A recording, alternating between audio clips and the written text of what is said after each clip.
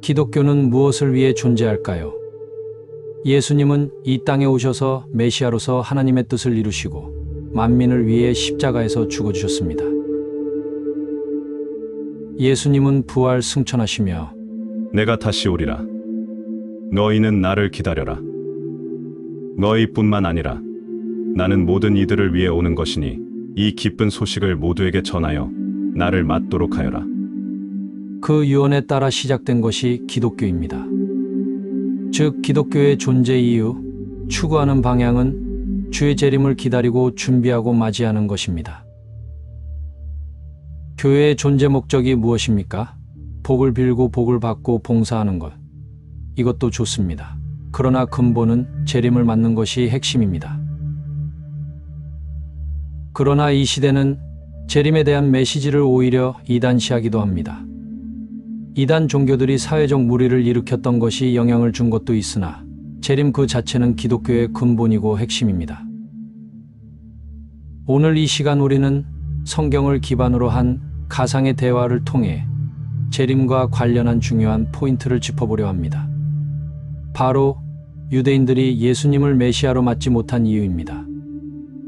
왜 동일한 시대에 살면서도 어떤 이들은 예수님을 그리스도로 믿고 어떤 이들은 예수님을 불신하고 핍박했을까요? 다시 오신 예수님을 맞지 못하는 실패를 이 시대에 반복하는 일이 없도록 무지의 잠에서 깨어나는 시간이 되기를 바랍니다.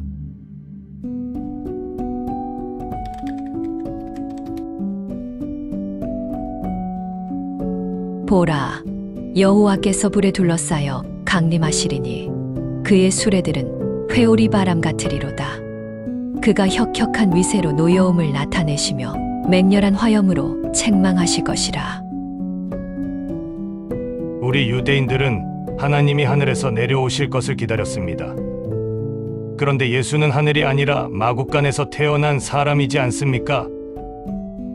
모세와 여호수아, 여러 선지자들, 그리고 예수님까지 하나님은 이 땅에 하나님의 뜻을 펴실 때 항상 사람을 통해 그 뜻을 펴셨습니다.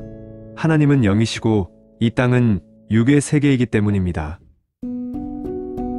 이새의 줄기에서 한 싹이 나며 그 뿌리에서 한 가지가 나서 결실할 것이요 그의 위에 여호와의 영, 곧 지혜와 총명의 영이요 모략과 재능의 영이요 지식과 여호와를 경외하는 영이 강림하시리니. 하나님이 강림하시되 땅에서 태어나신 예수님 위에 하나님이 강림하신 것입니다. 내가 하늘에서 내려온 것은 내 뜻을 행하려 함이 아니요 나를 보내신 이의 뜻을 행하려 함이니라.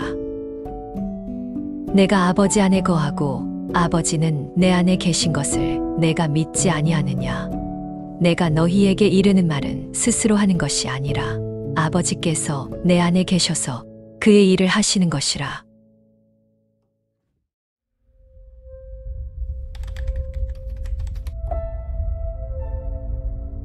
여호와께서 불과 칼로 모든 혈육에게 심판을 베푸신즉 여호와께 죽임당할 자가 많으리니. 예수에게 하나님이 임하셨다면 왜 물과 칼로 심판하지 않았습니까? 여호와의 말씀이니라. 내 말이 불같지 아니하냐. 바위를 쳐서 부스러뜨리는 방망이 같지 아니하냐.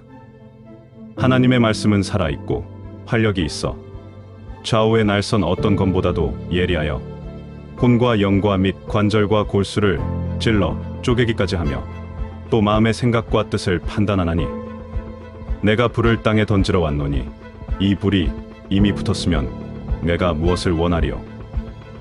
이제 하늘과 땅은 그 동일한 말씀으로 불사르기 위하여 보호하신 바 되어 경건하지 아니한 사람들의 심판과 멸망의 날까지 보존하여 주신 것이니라. 예수님은 말씀으로 사람들의 생각과 행실을 변화시키고 그로 인해 사람들의 영이 영원한 생명의 세계에 갈 수 있도록 불같은 말씀으로 죄를 태워 없애고 칼같은 말씀으로 선과 악을 쪼개셨습니다. 사람이 하나님을 알고 깨닫게 할 수 있는 것은 뜨거운 불과 두려운 칼이 아니라 불같고 칼같은 강력한 하나님의 말씀입니다.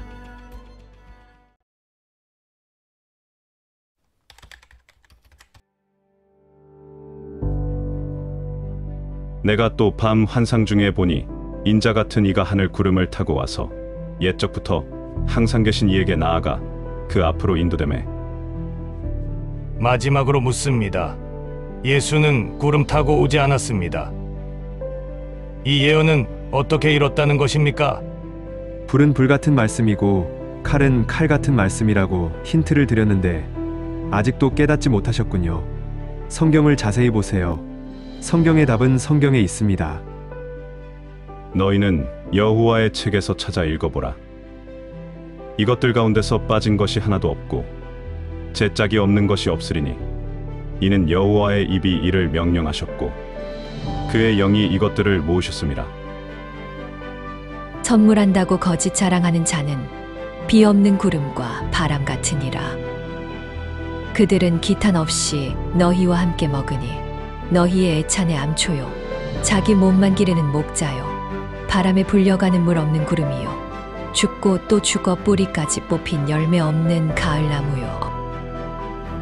내가 올라오되 너와 내 모든 때와 너와 함께한 많은 백성이 광풍같이 이르고 구름같이 땅을 덮으리라. 성경에는 만물을 비유한 말씀이 많이 있습니다. 구름 역시 사람을 비유한 것입니다. 왜 구름이었을까요?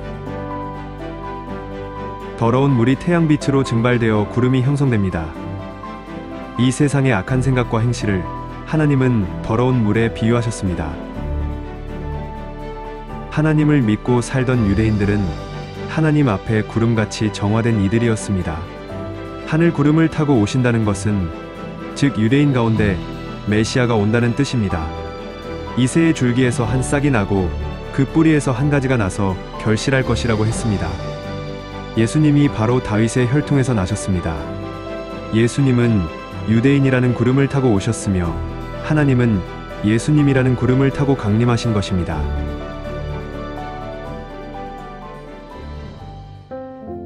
역사는 땅에서 일어납니다. 모든 성경 인물들은 땅에서 왔습니다. 실제 구름을 타고 하늘에서 내려온다면 모든 이들이 신기해서 단번에 믿을 것입니다. 그러나 하나님의 모든 역사는 땅 위에 고난 없이 이루어지지 않았습니다. 이 시대도 마찬가지입니다. 주를 믿고 의롭게 살고자 노력하는 기독교인들은 하나님 앞에 깨끗한 구름과 같습니다. 예수님은 그 구름을 타고 다시 오십니다. 갈릴리 사람들아, 어찌하여 서서 하늘을 쳐다보느냐? 너희 가운데서 하늘로 올려지신 이 예수는 하늘로 가심을 본 그대로 오시리라 하였느니라.